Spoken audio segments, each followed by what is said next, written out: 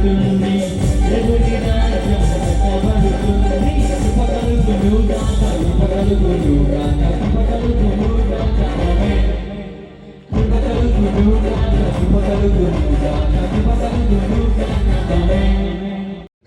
Thanks చెప్పాలి, క్రీస్తుని ఆరాధించాలి. అందుకంటే ఇది ప్రపంచవ్యాప్తంగా జరుగుతున్న పండుగ.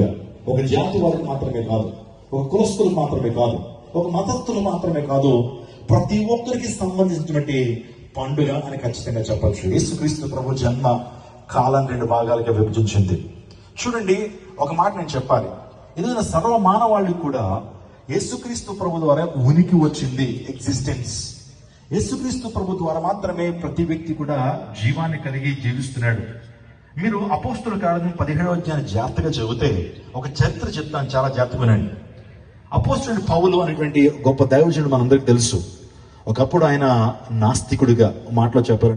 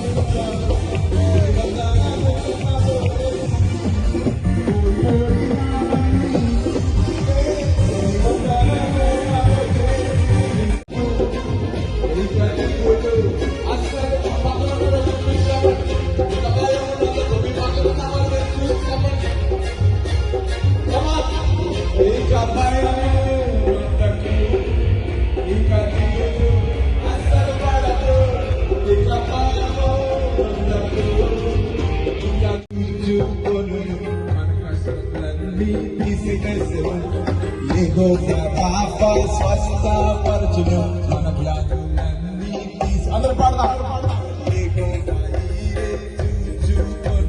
మన కష్టాలన్నీ తీసివేసెను